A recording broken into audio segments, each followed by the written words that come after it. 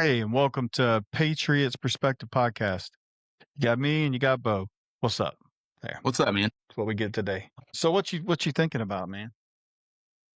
I don't know, man. There's a whole lot going on in the world as always, but it just seems like there's like, I don't know, 1,000 different narratives and they're all moving in the one direction. And of each narrative, there's 100 different theories or what's fact and what's true and, what's conspiracy and what's not. Shout out to my conspiracy theorists who are about 1 million and zero right now over the last several years.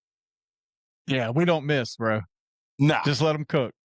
No, we don't miss. It's the only difference between the conspiracy and the truth is used to be about 6 months. Now it's about maybe a week, So that's what used to happen. Yeah. It used to be that, politicians could operate and you had, the majority Republicans and the majority Democrats would be speaking and they would come on the news and they would just kind of give a broad brush, glitter and everything's rainbows and unicorns and stuff like that. And then you'd have half the country would believe this and half the country believe that. You never knew what the truth was. And then the good thing, technology can be really good or it could be really, really bad. But the good thing is that nowadays the information is coming at us so fast that back in the day, a politician could, pretty something up and they just go behind closed doors and make these backroom doors and fill everything with what's going to benefit them. So they remain in power and it just keeps the people, bitching and bickering at one another.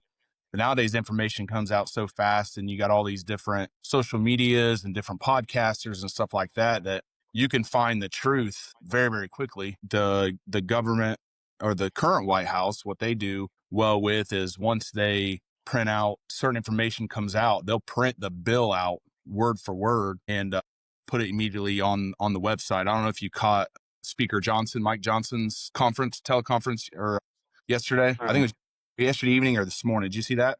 I'm not sure if I saw that one. All right. It's an overload right now, man. There's so much information. Yeah. All right. So basically what happened is we're in a government shutdown. I think we're in like day 2 of the government shutdown right now. It went in effect October 1st at 12:01 a.m. And usually it's basically kick the can down the road between the parties. And then they do these continuing resolutions and they fund the government for a little bit. And like, oh, we got to fund the government now, or, the government's going to shut down. Not that that's a bad thing because every government shutdown, we, the people, don't see really a difference. Federal workers and stuff like that, our military, they'll feel it because they may not get a paycheck. But in 2019, there was some legislation passed that they retro pay. So they back pay all the federal employees that are furloughed or they go to work without any pay. But anyways, what had happened was the Republicans had come out and said, we're not giving an inch. They passed a continuing resolution that every single Democrat voted for in the beginning of Trump's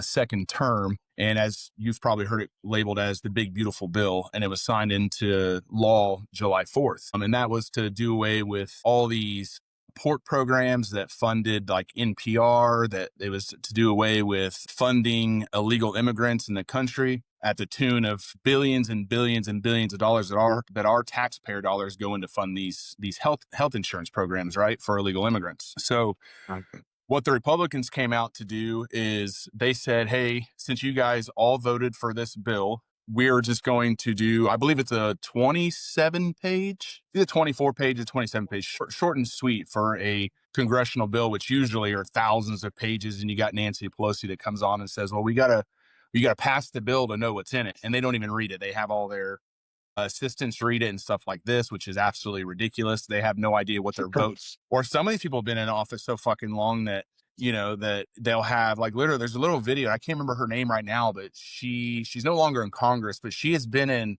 Congress longer than like since before World War II. And they have video of her in a wheelchair, decrepit like this, like bent over, and someone would walk up to her and they whisper in her ear. And then I don't even know if she says or does anything, or she even acknowledges she's on a congressional floor. And then they go and they cast a vote. It could be whatever they want it to be, right? So you can sway legislation like that. But anyways, right. What had happened was, so the Republicans kept this bill short and sweet at a couple dozen pages. And it was the exact same bill just to continue it through. Because I think the budget for the Congress like is September 30th every year is the new financial year, and Yeah, the then fiscal year, it ends on the last day of September and picks yeah, up on the first day of October. close on October 1st. And so what they did is they wanted to do something short and sweet, present what was voted on last time as this big, beautiful bill, just keep, the funding of all these additional programs, no funding for illegal immigrants, for healthcare and stuff like that. And then they came in and at the last second, Hakeem Jeffries and Chuck Schumer came in and they tried pushing in like, okay, well, we're going to fund NPR, and there's 250 different major news networks that we don't need to be funding, right? And NPR has been proven to be 100% biased. So I don't want anybody. Propaganda. Yeah, it's all it is. It's propaganda. So I don't want my tax dollars to go in and funding that so they can propagandize me or mine. And then No, also but I want to see some more sombreros though.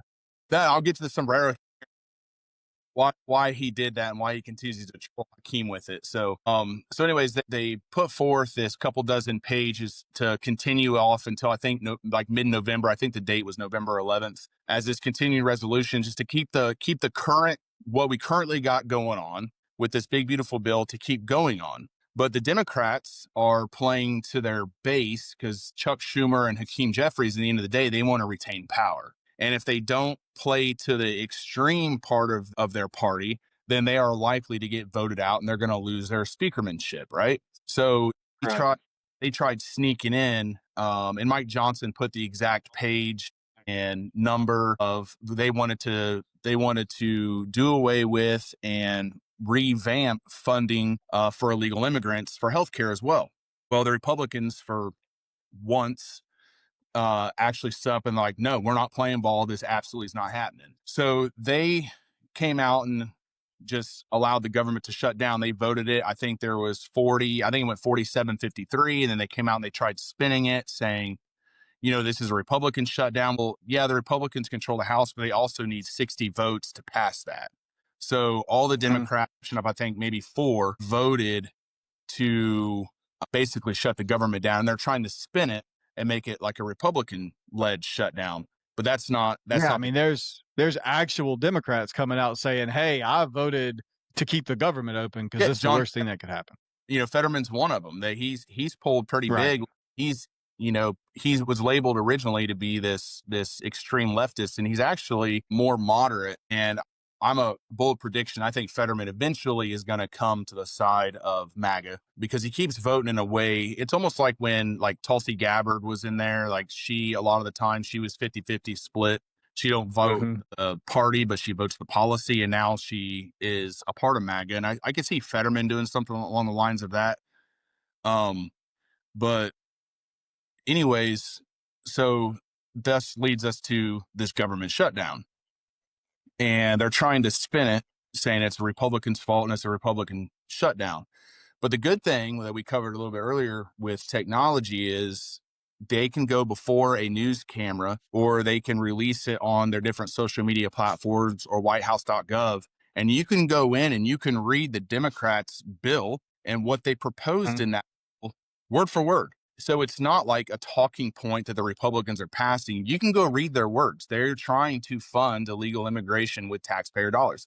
That's why they voted down. So they are voting against all their constituents, the benefit of all their constituents. And solely when you look at it, they're doing this so Hakeem and Chuck Schumer retain their majority or their minority leaders retain their speakermanships. And they've already lost this battle. They're going to continue to lose this battle. And regardless, Trump and MAGA win on this issue every day of the week just because technology can be bad, but in this instance, it can be really, really good because you can actually see and read word for word what the truth is. And then Right. what's to the sombrero part of this issue so one thing the left is absolutely horrendous at that the left is atrocious at it is meme wars. They can't meme or shit post to save their lives. They are horrible at it. And one thing that All they know is violence. yeah, that is, and they've proven that. So they've proven they can't keep up with the meme wars, and and because now I could post something, I can post a 5-paragraph thing, and majority of people aren't going to go on and read that.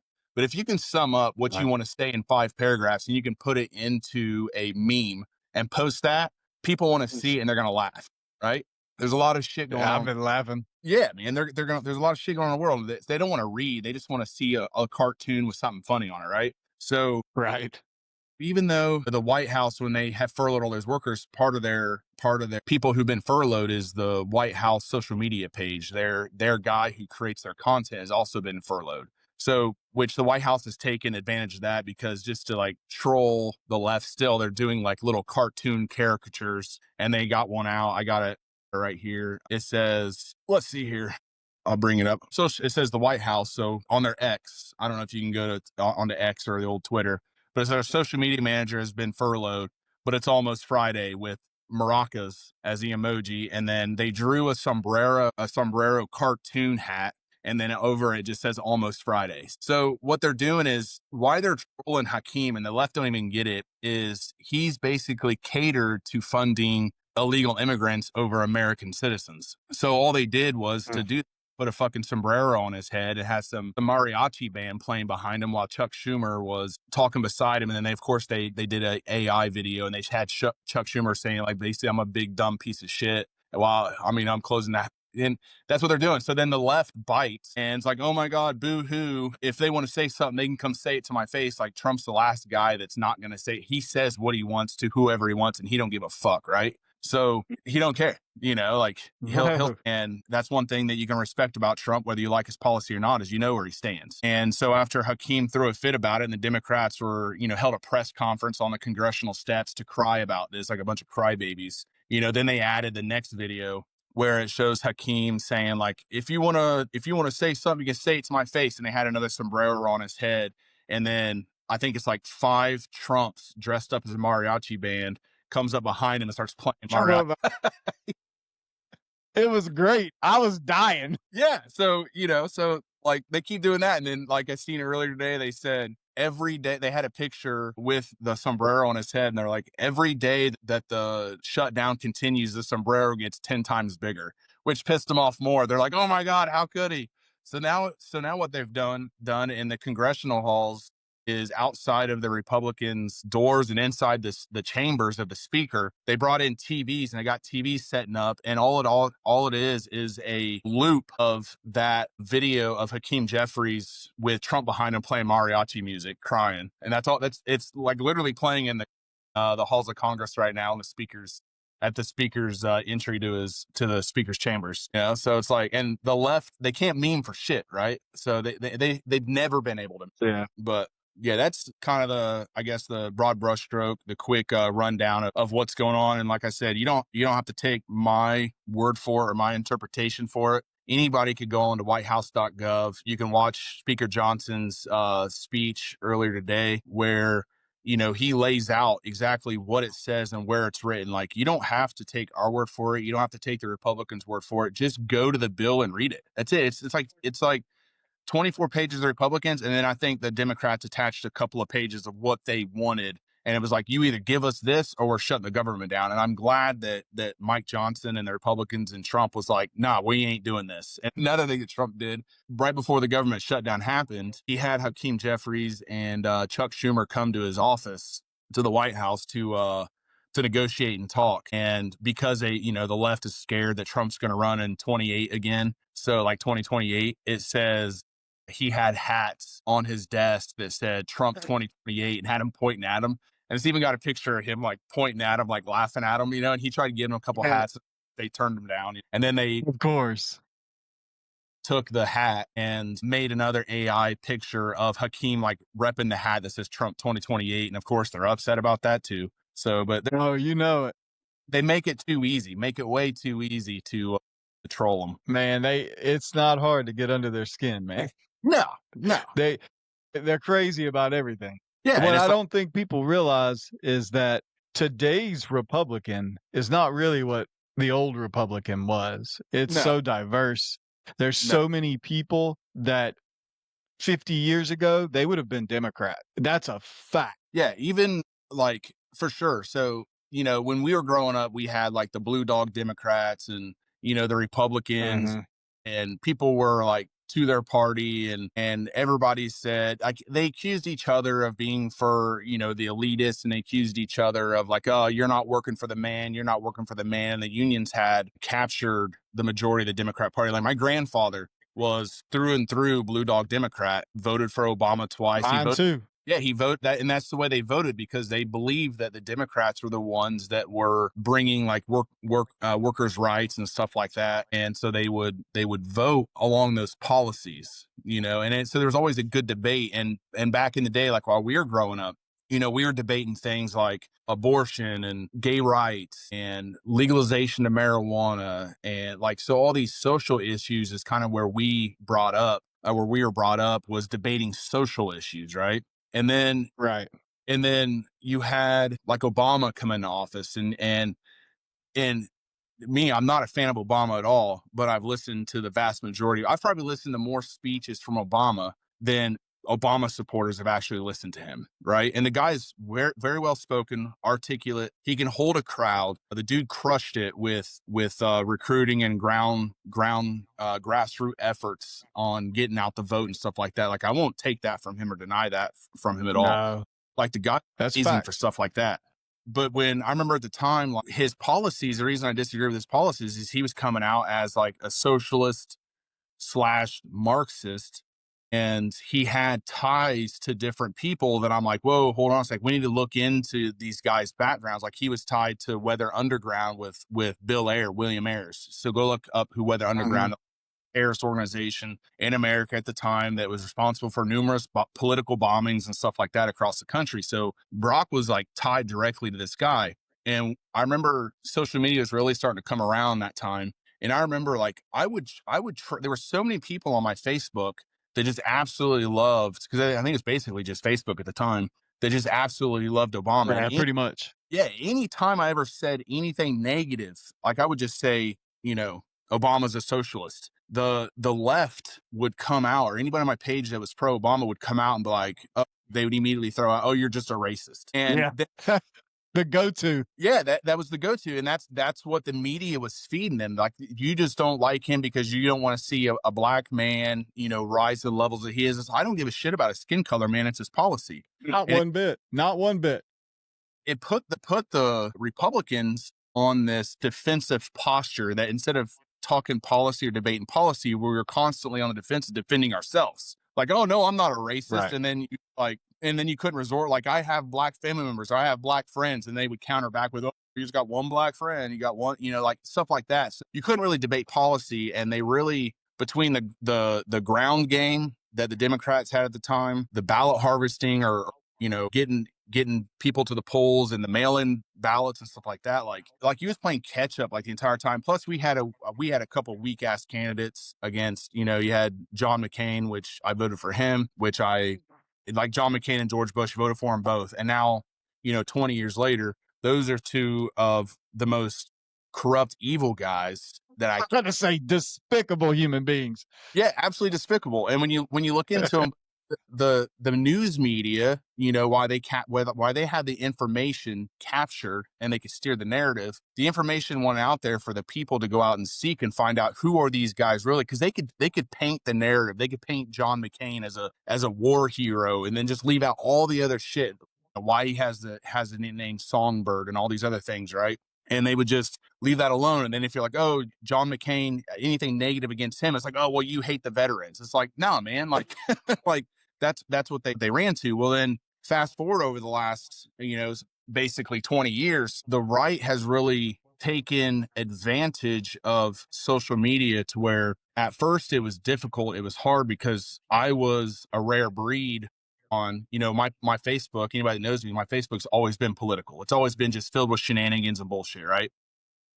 Mhm. And it was hard for me and I used to have like great discussions, comments that were, a single post would generate thousands of comments. There was great debate between people, and for the most part it was civil. You'd get an asshole on there every once in a while that would talk some stupid shit, but I wouldn't allow them to keep saying whatever they're saying.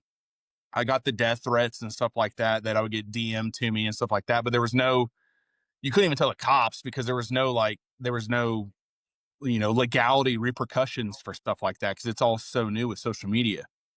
And then Mhm. Well, I would say is like, man, like I went from getting like thousands of comments, and then more people started getting involved from right leaning voices, to where um we started noticing. I was like, man, my Facebook is like being throttled down, but I couldn't like prove it.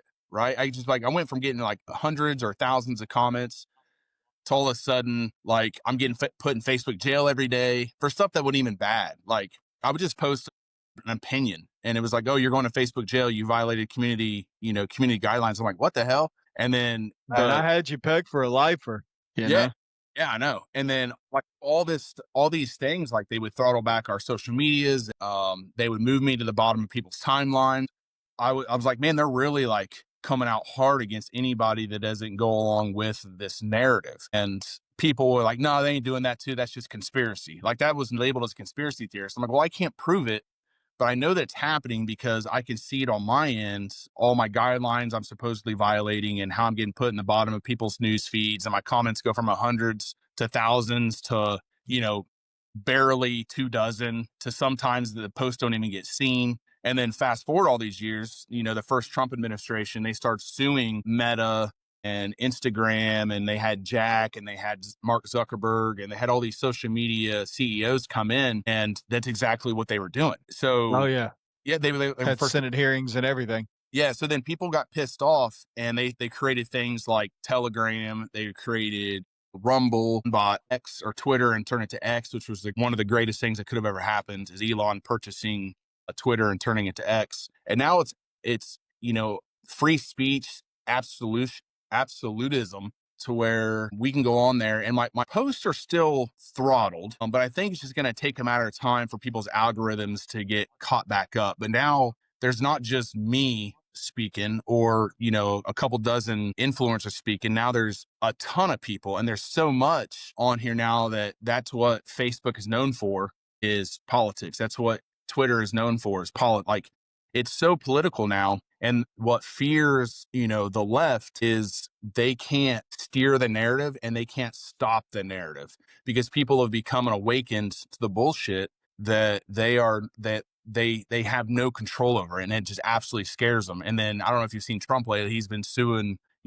social media companies, and has been suing, and he's winning like, millions of It's like dollars. over 100 million. It's like over 100 million now. Yeah, yeah, and he's winning against media companies and also news organizations. He's winning these lawsuits because of all this stuff. So that's something bad, that social media was created as something good, and then the wrong hands got a hold of it.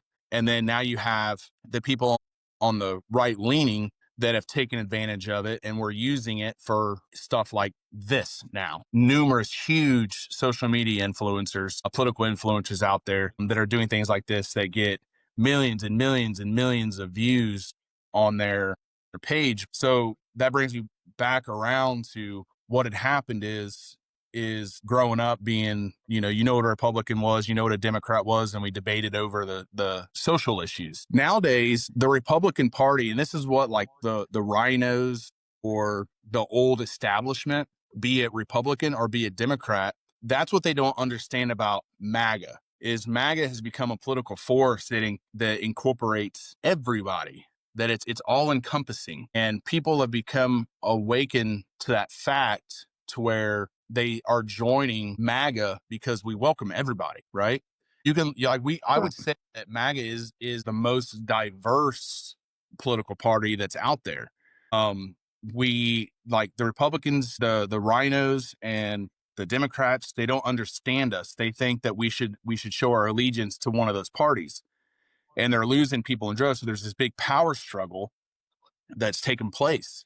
Has been taking place over about, like, really started ramping up about 10 years ago. And this, the last election, it's really ramping up to where people think, oh, you support Trump, so you must support Romney and McCain and Bush and all these different, Republicans that we grew up with, those common household names. But there are like Clintons, Obamas, Romneys, McCain's, Bush's, just to name 5 families that have always had like a lot of strong control in Washington. None of them exist in federal politics anymore. None of them are in power anymore. And that's something that's different is Trump has rooted out all these different brand names of politicians as us growing up, and then to fill those voids, all these new name politicians are coming up.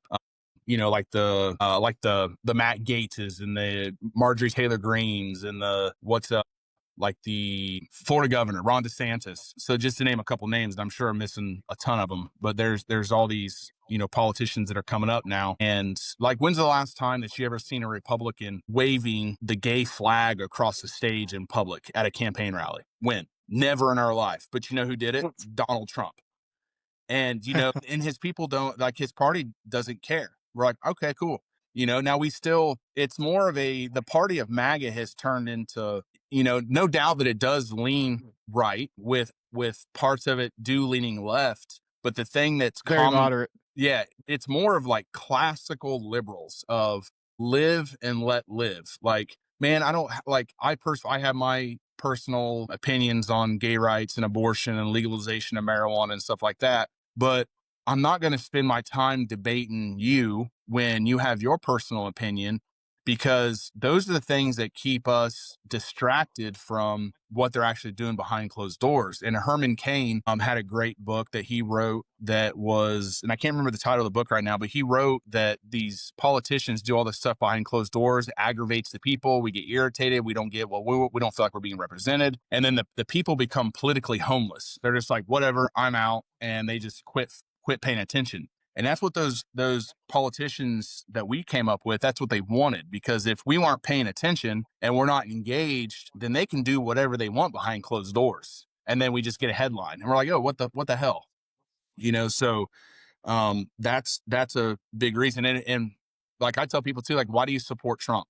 And my main reason I support Trump is because when I look at Trump and I look at all the politicians to his left and all the politicians to his right, all the politicians, we'll say 99.9% of the politicians on the left despise and hate Donald Trump with a passion. All the politicians on the right, I would say 90% of the right despise and hate Donald Trump with a passion. So if all those guys on the left and all those guys on the right hate this man, I automatically like him. Of course. Yeah, because like, you can't blame Trump for America's problems for the last decade. He's only been in power literally like 4.5 years, and you're blaming, the hundred past years like of America's problems that Donald Trump created them. Like, you'd be fucking insane to think that, You I'm not know, saying, you know what it sounds like? It sounds like with the left and the right, you have Trump in the middle, right? yeah, Have you ever heard the saying that whenever it's a good deal, both sides walk away pissed off? yeah, yeah, yeah, for sure.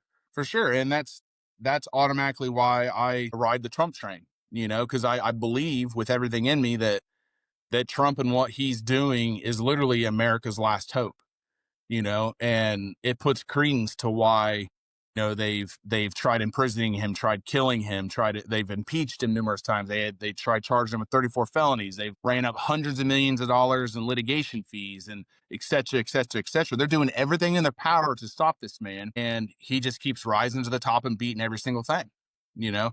And I'm not saying Trump is a perfect man and he has his flaws and his faults, but I believe what Trump has created in MAGA, which I believe first originated probably with the Tea Party back in the Obama era, and it just kind of went aside a little bit, and then everybody got re-emboldened when Trump came along, and then it developed from the Tea Party into MAGA.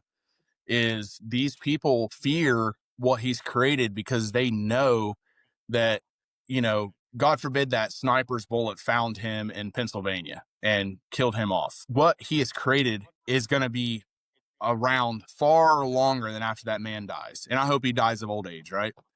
And Of course. he's going to be around. MAGA's going to be around for decades. And you don't know in the party yet, we don't even know their names yet, who's going to rise to be the cream of the crop in the MAGA I can movement. tell you one was going to be Charlie Kirk. 100%, 100%. And that's one thing. And Charlie Kirk, rest in peace. Watch that dude every day for, 10 plus years since he came around. Yeah, 10 years. Yeah, easily every day. Watched him either live or watched his college tours and different things like that. Watched him when he went over to Europe, to Britain, to do debates over there. The guy was next level. He couldn't be stopped. And again, that's what they feared. And that's why he was taken out, is because of what he represented and what he brought to the table. And it shows too that you could take out the man, Charlie Kirk, but you made him a million times more powerful after death than when he was even alive. Like if there was ever a martyr to be labeled, like Charlie Kirk is that, Yeah, he it, was the one. and he was slaughtered. He very well, like, imagine him on a presidential a stage, or a VP stage in a debate. Like, there's not one person on the left today that's alive that would be able to hold their Right. own, and not one, you know? I'm stand pretty firm on the fact there ain't many people that could hold their own against him in the world, period. Yeah, Because he was very articulate. He could wrangle together facts like nobody. yeah, he was like a walking dictionary. Even when he went to Britain, to, I think it was Cambridge University. If you haven't watched his debates at Cambridge, I've when they're seen him. suit and tie, like they're standing there in tuxedos, he was a freaking brain, a genius when these people were trying to debate him, and he was so quick with it and so witty. And he was filled with so much knowledge, right? Like, he was compared with Ben Shapiro, because Ben Shapiro is very witty and very quick and filled with a ton of facts and stuff like that. And Ben Shapiro, I'm kind of watching him right now. Got my eyes You on better him. watch him hard because I'm seeing some shit. Yeah, yeah, yeah. And I think You better watch him hard. yeah, and I think he dick rides Israel a little too much. That's one thing I would say that I disagree with Trump on, is when you say America first, like, I frankly don't give a fuck about Palestine. I don't give a fuck about Israel. Israel can take care of themselves. That ain't our fight. Stay out of that fight, and tell Bibi Netanyahu to go fuck himself. Go handle it yourself. And I know that, to get a little off topic there, but I know, like, Hamas and stuff, they're not a good organization, and they do put munitions and personnel and their self-guided rocket systems on top of schools. And Israel will drop leaflets. There's videos of them dropping leaflets, and what the leaflets say, like, hey, we're going to bomb this area. Yeah, And get out. Get out. Get out. get out. And Hamas will hold civilians in that area, and Israel don't give a shit, man. And at the end of the day, Israel is there to protect themselves, and they'll bomb that school. Is that morally right? That's a hard That's call. a Like, tough one. I would say no, but whatever.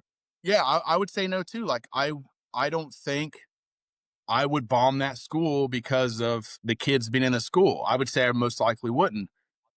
But at the end of the day, the Israeli government is there to protect Israel. And at the end of the day, they're like, hey, we could either kill, you know, all of Hamas in the school, and maybe we lose, 10 or 50 civilians, but also, we're also protecting Israelis at the end of the day. But then, you got to look at the ripple effect when you bomb these schools and you're killing these kids, or you kill the kids' parents. You want to talk about radicalizing a child, and that kid grows up Yeah. and he finds family, because he's supported by a young age, and finds family in an organization like Hamas, and then he becomes radicalized. The next thing, he's the next one carrying out, the October 7th attacks, when Hamas came over to Israel for that music festival. Was it 7th or 27th? I think it was October 7th. I think Um, I think it was a 7. yeah, so that's a really tough thing to do. And you're starting to see people now that, and again, we're being labeled as anti-Semitic. And I have zero quarrels, zero issues with Israeli people or Jews. What I do have a problem with, though, is countries, regardless of their religion, or regardless of, their race, or regardless of their ideals. I have a problem with governments just, mass murdering all these people, when you're like, hey, we shouldn't be doing this. We shouldn't be bombing schools with kids inside them. There's got to be a better way. Well, then they just label you an anti-Semitic. You can't say that. You obviously hate the Jews. Just like the same thing, they did the same thing when you would label Obama because of policy as socialist or Marxist. Well, you can't say that because you're obviously just a racist. It's a name that they've painted us, and so much so that we just laugh at it. I mean, you can call me a homophobic, transphobic, anti-Semitic, racist, whatever slur ist you want to come up with, you can call. I've been called that so many thousands of times over the years that I used to get pissed off, and it used to put me on a defensive posture, and I would hold whole entire conversations of defending myself as to why I wasn't what I was being labeled. Now I don't care. You can call me a racist, man. It's gonna bounce right off me. I'm gonna keep on moving forward, and let's talk policy. And then some That's people, right. I know the truth. yeah, it is. And it's like, and you can't debate policy with these people because all they do is name call and then, quickly resort to violence and stuff like that. Like the left right now is, every single leader of their party, like we call the left like fucking useful idiots, retards, degenerates. Like we call them like names like that, idiots and stuff like that. And then we call them for what they are labeled as, like if Obama's a socialist, like fucking Bernie Sanders ran for president years later as a democratic socialist, literally the same thing as a socialist. And there's Democratic Socialist Party of America. There's Communist Parties of America. So there's all these ist parties that reside in America. And it's fine if you call them that. But what these politicians do on the left is they label MAGA, they label Trump as Hitler, and then they label MAGA as Nazis or fascists. And they can't, and then when you're like, hey, tell me what a fascist is, they can't even tell you what a fascist is. They have zero idea what a fascist is. And it's like, you can look at their actions, example being Antifa, who are literal fascists, that are trying to, By definition. yeah, like retain and gain political power through violence, and you don't see anybody on the right being violent. Like we just had Charlie Kirk assassinated, a couple weeks ago. And in my opinion, we had every justification that we wanted to go out and be violent back, right? Knocking off a guy like Charlie Kirk when they try to set Trump. And there's so many other examples of political violence. Steve Scalise. There's so many other examples of political violence that we have the justification, or we could justify it within our brains if we wanted to go out and commit acts of violence. But you've seen zero of that after any of those incidents. And so much so when Charlie Kirk was assassinated, you didn't see the right go out and burn cities down and loot and become violent. They just resorted back to prayer. Yeah, burn candles and prayer. Yeah, and they were holding vigils. They had a gathering for him in Arizona. There's all these TP USA, Turning Point USA chapters. I think last I looked, there was close to 200,000 now. That's literally one in every high school in America now that has filed for a chapter. I think almost every university in America now. Plus, there was countries around the world that Charlie Kirk had strong relationships with that you've seen them coming out and holding vigils for him around the world. Korea. Yeah, Korea, in Mexico, in New Zealand. They were doing like all over. For the New Zealanders were. You've seen them in Mexico. Downtown England. Yeah, like Great Britain. Yeah, they had, I think they said they expected like 300,000 in Britain to come, and it was like 3 million showed up. Yeah, it was like 3 million people or something. Yeah, it was a lot. For Charlie Kirk, completely, but he would go to Cambridge University and stuff like that and debate, and he was well known around the world. So we had anybody, I don't know of, haven't heard of it. I'm sure if it happened, we would have heard it. It would have been blown up all over the news. So I doubt that it has happened. But I paid pretty close attention to the day-to-day activities around the world within the news and social media and stuff. I haven't seen one act of violence, not one, from anybody from MAGA or that followed Charlie Kirk or anything. And the closest I think I've seen is a few memorials, but they were asking for it. And truthfully, they didn't really get it. They just got rolled away, basically. Like they wasn't really struck or anything like that. I mean, they might have got pushed down, like get the fuck out of here. But that's about it. The only one I can think of, and I say it was justified, is they were holding a candlelight vigil, and I believe it was in Utah where Charlie was killed. That they were holding a candlelight vigil out there, and there's video of it. And this dude rides up on this scooter and he starts screaming out, "Fuck Charlie Kirk," this, that, and the other, right in the middle of his vigil. And he came across the wrong group of men, and there was, I don't know, maybe a dozen guys that just beat this dude's ass from the road across the sidewalk into the yard. They gave him a quick like 10-15 second beating and ran him out of there. But I don't see that as violence. That's like you rode into that. Yeah. And sometimes you're asking for it. You were For sure, you have the right to express your free speech. All speech is protected, with the exception of screaming, for example, like fire in a crowded theater. But all speech is protected. Even hate speech is protected by a 1983 Supreme Court ruling. As long as it's not a call to violence. Yeah, as long. That's where the line comes in. Yep. And so, but at the same time, like, I'm one of those guys who, it pisses people off, and, that are right leaning politically, of like Colin Kaepernick kneeling on the field, during the national anthem, or burning American flags. I'm so free speech absolutist that if you want to burn an American flag in a public arena, public street, I support your right to do it. And you can burn that flag 100%. Now, you have consequences possibly. If a Marine who's buried buddies underneath that flag sees you burn that flag, and he runs up and starts stomping your ass for it, I'm not intervening. Hey, it's on you, brother. That's on you, brother. Nope. Take my personal flag off the front of my house, I'm now going to stomp your ass, as that's my personal property, right? And if you want to burn, exactly. if you want to burn the Bible, man, and I'll defend your right to do it. You have the right to do that, and that's the best thing about free speech. And the hardest thing to do is to defend that which you disagree with the action of, right? So if someone wants to burn the flag over a Bible, hey, you've got the right to do it. That's what free speech is. And I defend your right to do it with everything in me. I mean, it might make me angry as shit, but I'm not going to stop you. Yeah. Right. I get it. But I just asked them that if I want to burn LGBT flag over a pack of bacon and curse Allah, defend my right to do it. I'll defend your right. Or step up. Yeah. Yeah. And if that's what you want to do, if it goes to blows because I'm exercising my free speech, now I'm putting a self-defense thing, I'll defend myself. But that's where I see what separates the right and left, is the left views speech as threatening rhetoric.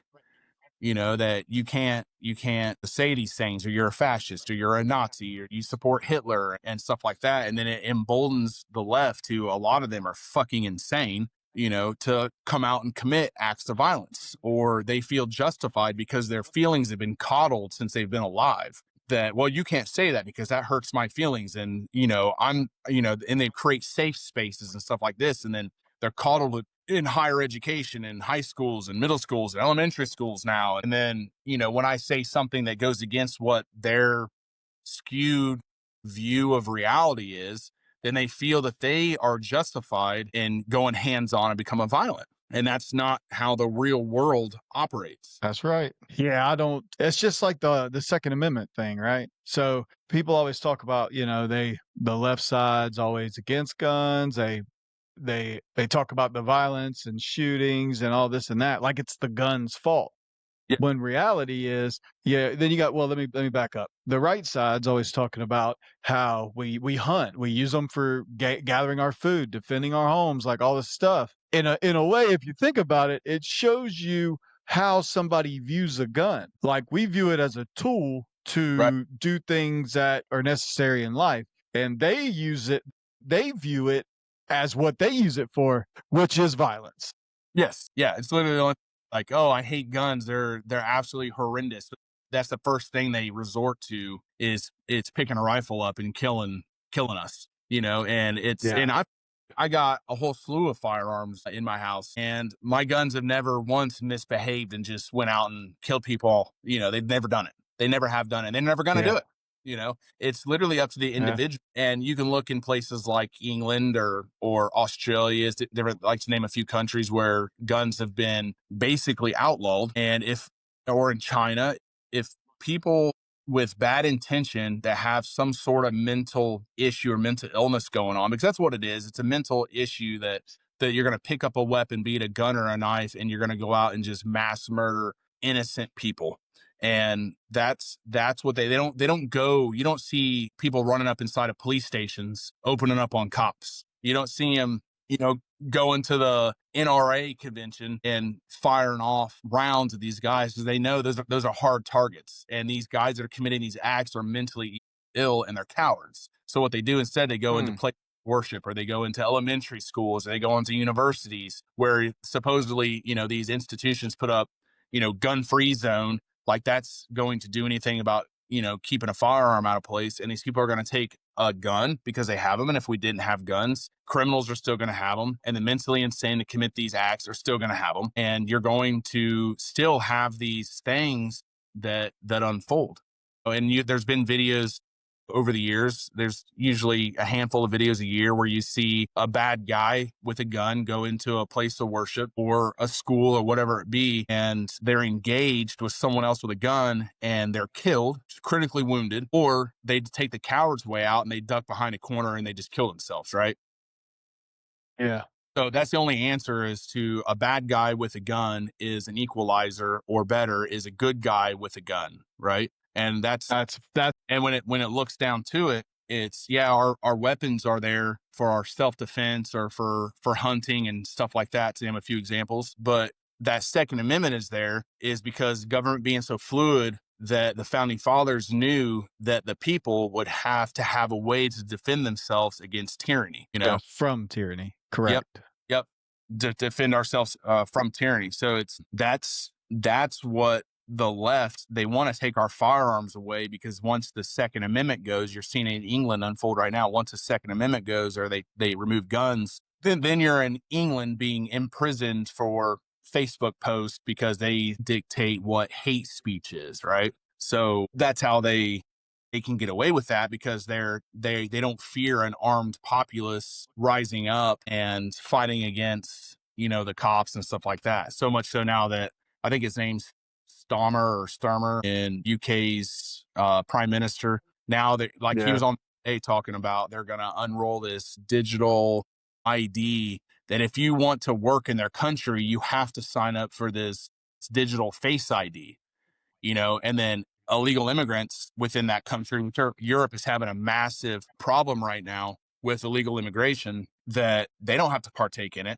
It's just legal citizens of those countries that got to partake in this. You're looking at an authoritarian overreach of these governments. These governments are like selling out their own people. It's this new, and that shit just can't happen, man. no, and that's what the world, like these evil governments, the evil powers within the world, like America's the last hope for true, freedom and sovereignty is we're the beacon of democracy and freedom, and that's what they fear. And they know that they can't come over here. No country, even that Japanese general, I can't think of his name right now, said that we could never invade America because we know there'd be a rifle behind every blade of grass. Like it's 100% true. That's facts. Yeah, there's over 420 something million firearms in the United States. Yeah, these countries, that's private owned. Yeah, we can't invade them and fight them, because not only do they have the strongest military in the world, their entire populace, the majority of their entire populace is like a militia, right? So they can't come over here, because you would see, you've seen it after 9/11, you would see all these different groups that hate each other because of American issues would unite. Nowadays, though, what happened is these different political belief systems have been infiltrated into our government. You have the slow erosion of America by infiltrating our institutions. Like China's notorious for doing it. These different Middle Eastern countries are notorious for doing it. They start putting people into, colleges to indoctrinate and change the populace and how we think and stuff like that. And they're trying to slowly erode us from within.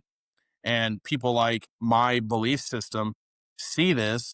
And that's why you see guys like me, or those who I believe are fighting so hard. But during that fight, this is why we're being labeled as these different, ist terms, is because we are fighting. Like when Trump says we're fighting an enemy from within, like that's legitimately true. We're fighting an enemy from within, Definitely happening.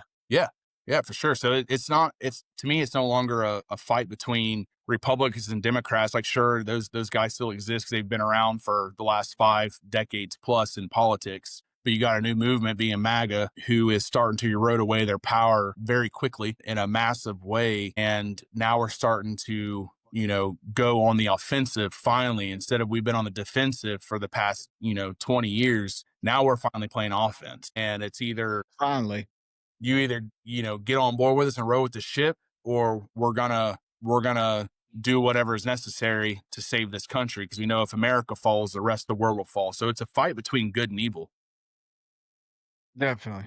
Even so much so, it should bring us to another topic with Trump using the military, more specifically special forces or tier one operators and the teams guys, I guess, going after like the drug cartels and stuff like that. He's like, hey, I need help, making, it impossible to get these drugs in these countries. Will you please help me out? South America, Central America, and Mexico, because that's where the majority of the drugs come from. We do have a Right. bunch come through Canada, but our southern border has been this really big problem, especially over the last like 4 years during the Biden administration. And we couldn't really get like ahead of it. And instead of Trump going over and starting new wars to the Middle East or whatever else, he's like, you know what? Anytime you try bringing a boat that enters the Gulf of America or leaves Venezuela, and we see that we're going to blow your ass off the face of the earth. And he's doing it. He's doing it, and they post videos of it. So these guys, you got to think, these guys in these boats, these guys in these boats, like, are they just ignorant to the fact that they're really going to get their asses blown off of them? Like, are these Venezuelan drug lords or whatever, like Trinde Agua is just not saying like, hey, take these boats on your normal route, and they're like, where the fuck did Pedro go? We haven't seen him in a month. And they're not even telling, well, Pedro got his, sunk to the bottom of the ocean, and they go cruising Tell out. you what, after the two that's been hit, like that we publicly know about at least, There's been four now. any of the ones on how many? Four. I can tell you, number 5, it's probably going to sink from the size of that guy's nuts for trying to get across from there. He probably ain't even going to make it to a missile. Yeah, and I think they're making because that's typically something we don't see is like these operations unfolding. But that's something Trump's been notorious for. Is he shows these public military events taking place, because I think it has to get back to these different countries, and they're like, oh, do we really want to fuck around? Because Trump was literally going to kill us. Like, there's a great. I want everybody to go look this up. So Trump, and I think it was Tim Scott and maybe what's his name? It's Wes something. I can picture his face right now. I can't think of him. I think he's a black congressman from Texas. I know who you're talking about. Shit, I can see him. Yeah, so they hold this. This is prior to the Abbey Gate bombing, when it was Trump's first term, right? So Trump and was it Westmoreland? What's his name? Man, I can't think of his name right now. Anyways, Well, I'm about to tell you what that name is. Give me just a second. All right, I think he's from Texas. I you believe. Keep going. He is. Yeah, but try to get this video up at some point. I don't know if you can stream it on like live or right now with what we got going. Yep. But so this video is of these guys telling this story that they meet. There's Trump and them, and they go and they meet with the Taliban's like head of their military, the Taliban military, and they're like, hey, listen, Trump is talking to an interpreter and is like, hey, listen, like, we want to withdraw from Afghanistan, but we need your help. And he's like, go ahead and tell him. So he tells him.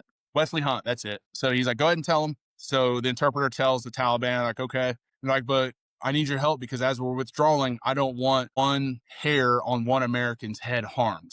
Go ahead and tell him. So the interpreter tells him, and he basically says like, and if you do, I'm going to kill you and everybody you love, or something along the lines like that. And the interpreter's kind of like, whoa, like, I'm not going to tell him that. And he's like, no, go ahead and tell him.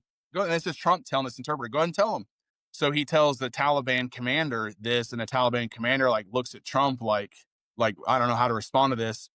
And Trump pulls a picture out of his coat of that Taliban commander's house with all his family where they all live at, and he hands them the picture and is like, have a nice day, and walks out.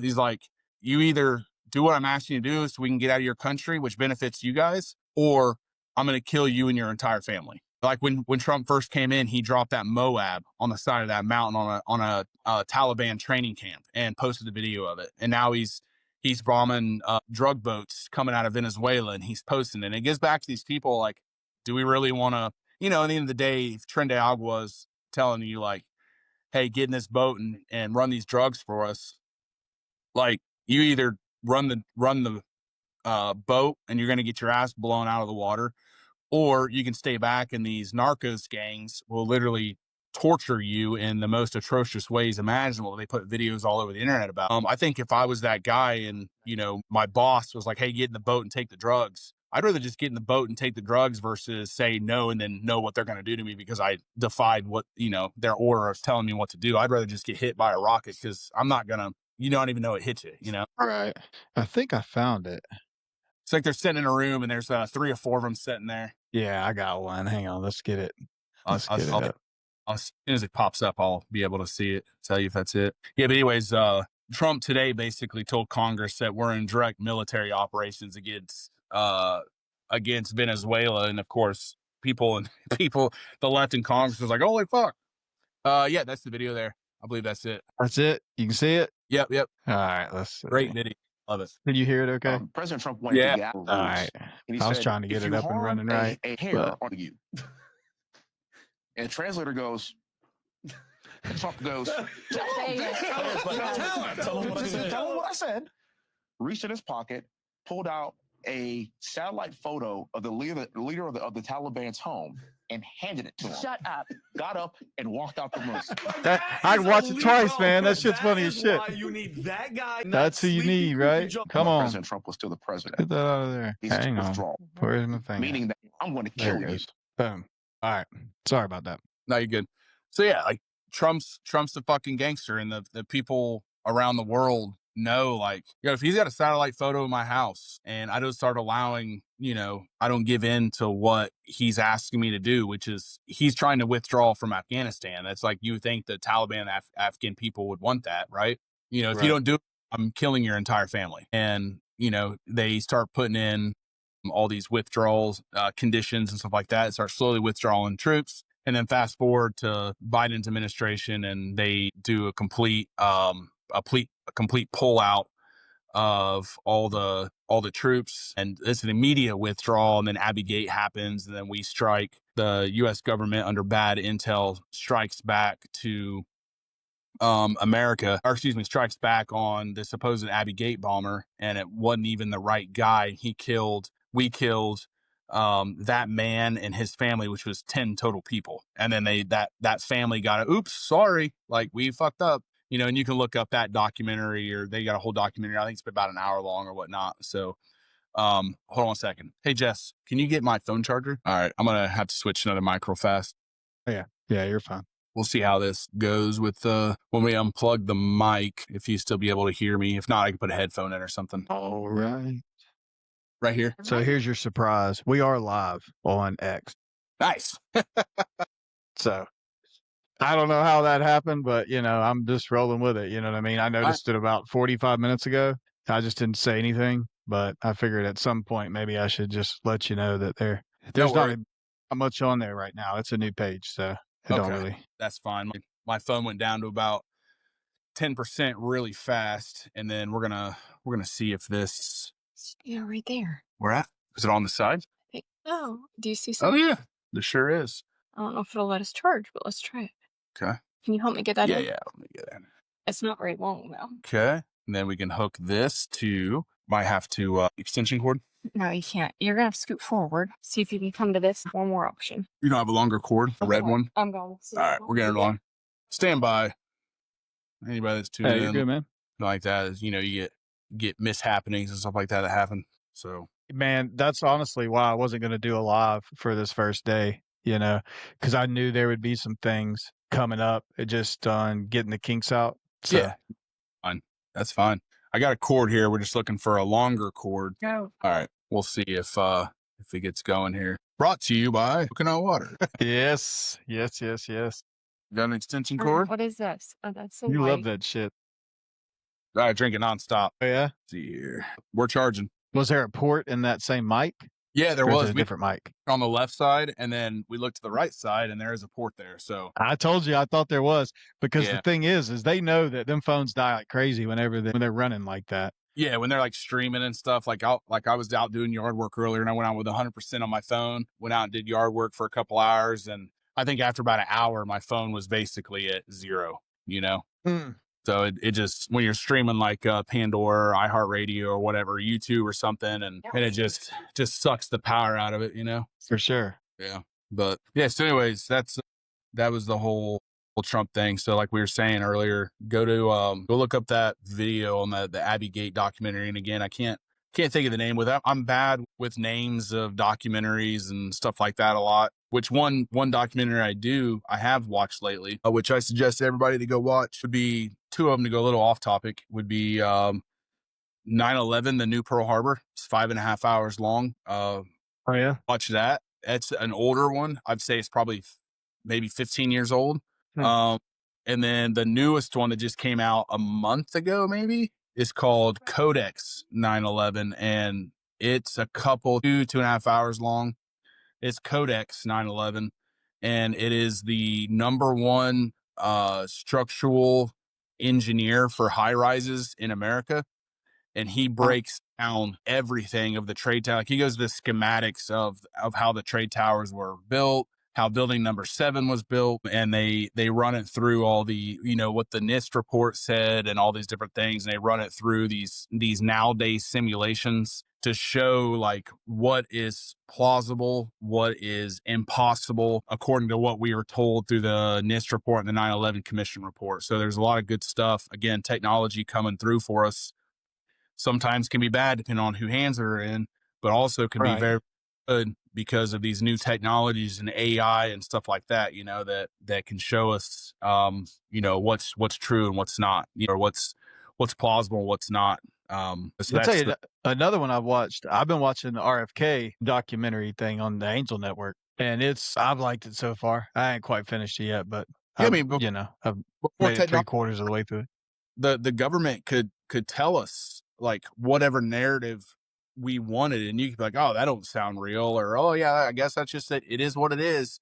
And the American people had full trust in its government, and then all of a sudden, like, seeds start getting planted where you start questioning official narratives. And then, when you start questioning things, you're labeled, like how we were talking in the beginning, a conspiracy theorist. And then technology and all this stuff nowadays, you can't control the narrative. Like, they can't control the narrative, point blank, period. It's we, the people, are the media now. We are the news now.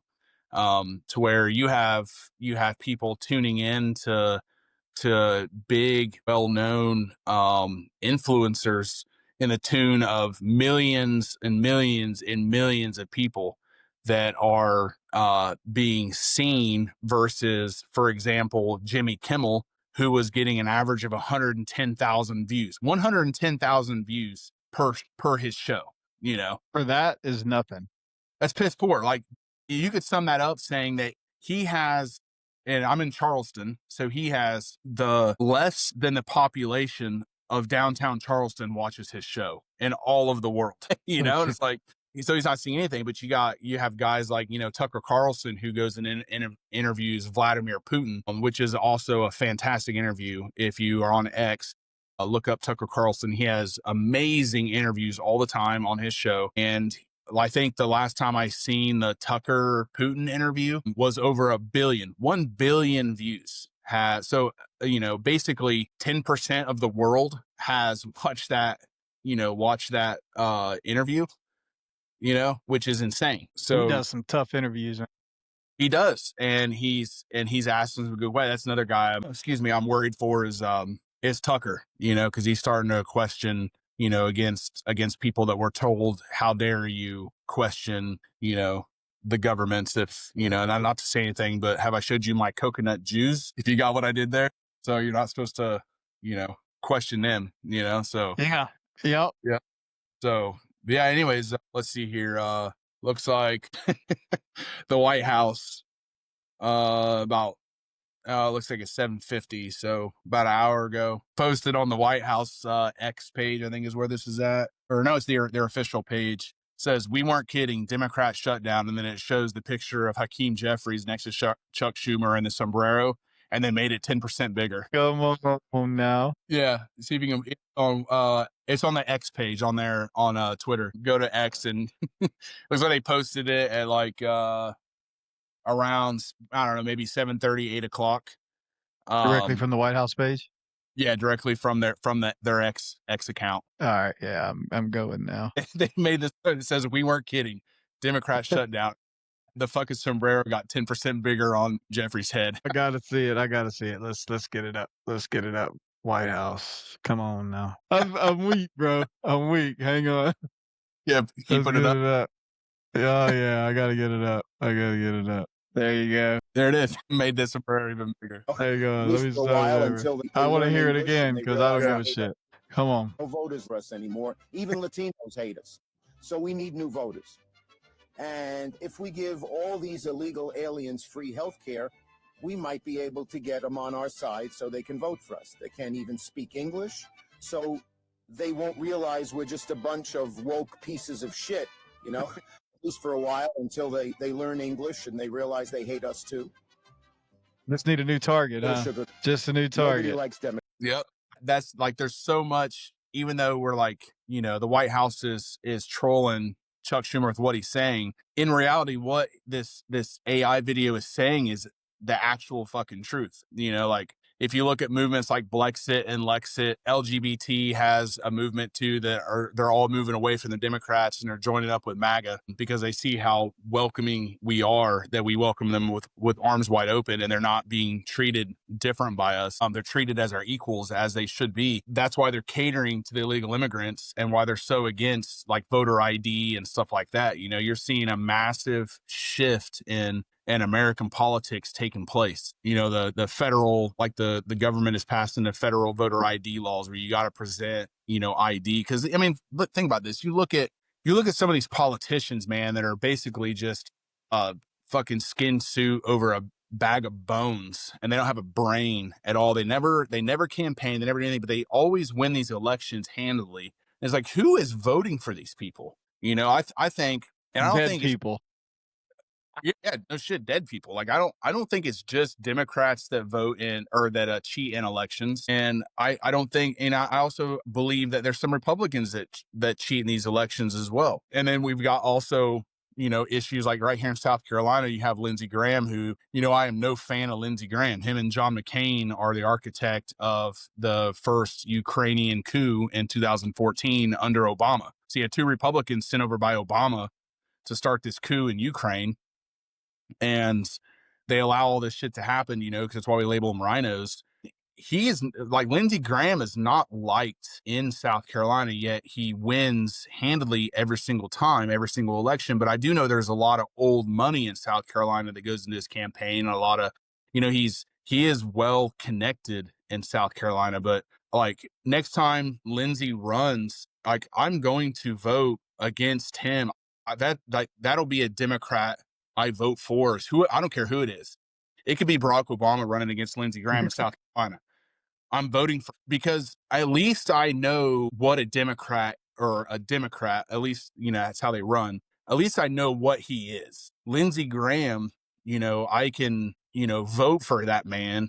And he's like a snake in the grass. You can't trust him. You don't know how he's operating behind closed doors and stuff like that. And I'd rather vote for you get bit. what's hidden, Yeah. I'm getting, yeah, I mean, maybe you'll look up Mayo C will come down there. I'd vote for her. I can't stand the bitch. I think she's ignorant as fuck. But I would vote for her. That's something else right there. Yeah. But I would cast my vote for her just to get Lindsey out of there. That's kind of why is Mom Donnie in New York City. Like he is like a devout communist. Like he's proud about it, and he's doing like he wants city ran grocery stores, and he wants to and this is that you again go to his campaign website and look it up. You don't take me for my word. He wants to tax the wider neighborhoods more on taxes. Like that's just to name a couple of the things he wants to do, other than like defunding the police and make more community responders, to respond to these domestic violence situations, which, that's like one of the top killers of police officers is domestic violence calls, right? It's and so dangerous. These psychiatrists are going to go out and just like fix these issues. But New York City is to a point, and this last election, New Jersey and the state of New York, we're actually really close, where we're getting very, very close to being able to be very challenging and flipping a lot of these areas more red. But I have no problem if New York City wants to vote a communist in like Mamdani and vote him in, more power to him. I actually hope that he wins and gets in place in New York City. The reason being is because that would be a real world red pilling to where Trump or MAGA can sit back and say, hey, look, you're watching in real time the difference between policy. MAGA believes this, and look how well the country's running. And Mamdani and communists or socialists or Marxists believe this, and look how horrible New York City is doing. And if those people in New York City, and not saying like every single person in New York City is voting blue, there's a lot of people that vote red in New York City. But at the same time, if they want to make their bed and vote a man like that in, that's going to actually destroy one of the greatest cities in the world, then they can lay in it. And I'll sit back and enjoy watching every second of the of the destruction because it's self-imposed. Like, I'm not going to show sympathy for that. It'll fix it. It'll self-correct in the long term. Because if it gets that bad, it will not remain that way. They will get voted out. Yeah. And it's almost like, hey, it's worth going through. You know, we just did it on a federal level. You know, like Trump was chilling at Mar-a-Lago the last 4 years, and the country was seeing in real time, like, oh, damn, like these Democrats aren't doing this behind closed doors anymore. We hear what they're saying and we see what they're doing, and we don't want to be a part of this. You know, so you're seeing a real difference in ideology and policy between, you know, the stereotypical right and the stereotypical left. And people start flooding to Trump or to MAGA. And because you can see a real difference in policy between what the loony left is trying to impose and do with all their crazy asinine policies, you know, versus what we're trying to do, you know? Right. But yeah, it's pretty wild, man. It's wild out there. It's getting better, but you know, man, it's the same time. It's all time high right now. Good and evil for sure. Yeah. And then, so right now they're also breaking news. CNN is on here throwing a fit. It's just been revealed that left-wing federal bureaucrats are furious that the Trump administration set up an automated out-of-office message on all their personal government emails blaming Democrats for the shutdown. One of them even tried to change, but it was reverted, so they can't go in and even change it. So even on the Democrats, it's saying like, sorry, we're the fuck-ups, it's our fault. The message says, thank you for contacting me. Democratic senators are blocking the passage of H.R. 5371, which is that continuing resolution we were talking about earlier. Right. Which has led to a lapse in appropriations. The email reminds those who reach out to the DOE employees that we cannot respond because Senate Democrats are refusing to fund the government. Where's the lie? A spokesman said. And then looks like we have do you know who Tim Cast is? He's like a big podcaster. So you know, he has a black beanie on his head. Right now he has a black beanie on his head still, holding his podcast, but on top of the black beanie, he's rocking a sombrero. Man, shit. That's great. So yeah, man. That is awesome. Let's see here. It says, hold on a second. Oh shit. So all of them, like all his fellow podcasters plus Jack Posobiec, they all have sombreros on their head right now. Let's see what he says here. Hold on a second. There's some pros and cons in the weight of this. And actually, I think it'd be great to do that. I want to chat in a second. By the way, I just have to say that, can we throw up the original picture of him again? Because I want to be clear, like, the original picture. Yeah. Oh, they're all on So Jack Posobiec, they're all talking. They're actually at Turning Point USA. They're at Charlie Kirk's desk right now. So Charlie Kirk's seat is always open now. Yeah, I've noticed that as well. But then the other guys are sitting at the desk around the seat. So they were talking about an Antifa guy. By the way, shout out, fuck Antifa. That ICE and Department of Homeland Security federal officers and stuff arrested this guy. And they dumped like red paint saying that they all have like, you know, ICE and federal officers all have blood on their hands. So this kid was wiping blood all over his hands and his face. And Jack Posobiec was like, I just wanted to let you know that they literally caught this guy red-handed. So told a good dad joke there. But look at them all. It's great. It is great. About I had to look at the sombreros, man. I had to check it out. Yeah, see, that's hilarious. If you went to the comment section, I mean, maybe not on Timcast or whatnot, it wouldn't surprise me because he has a huge following too. It wouldn't surprise me if these guys are getting all kinds of like negative comments in their DMs or the comment section of their page or whatever because they're wearing some probably a cultural appropriation bullshit that they're wearing sombreros or whatever, you know. Let's see if I can get in the comments. On his head. I can't see it. That's right on top of his head. See it? I thought he didn't have one on. Yeah, but I see it now. It was blending in with the tread, like the Gadsden picture behind him, but it's like literally set on top of his head. That shit is hilarious. Yeah, it's just the right just trolling him even more just because it, you know, it infuriates him. Something so trivial just like absolutely pisses him off. Yeah, come on now, let's have a sense of humor sometimes, you know. Yeah. And all they can I do mean, is we can be serious and still laugh and joke. yeah, 100%. And they, all the left does is resort to, name calling, which I'm guilty of name calling as well. But then they step it up and they become violent, Yeah. because they truly believe that we are fascist and Nazis and followers of Hitler and all this stuff, and it's asinine. Yeah. Kind of streaming through here real quick and see if what else we had going on today. Yeah, the James Comey indictment. That's been big this last week. There's going to be a lot more indictments coming other than Comey. Yeah, I was saving that because I know there's going to be some more stuff coming soon. This is a conversation for another time, because this will get way in the rabbit hole and way into the weeds and stuff like that. But the Comey indictment is just the start. There's going to be a lot more people indicted, and you're looking at a RICO grand conspiracy charge coming against. It wouldn't surprise me when all said and done, you're looking at probably 2 to 3 dozen really well-known big names that are involved in this. And this has been something that we've been knowing that was coming for about the last 10 years. And there's credence as to how we know it's been coming, but that's going to be a conversation for a whole other time. But don't think that James Comey is the last, and he is only the first, and there's going to be so many more coming. And there's just because he got rung up, and he in this whole Heads are going to roll, man. Yeah, how do you make a bird sing?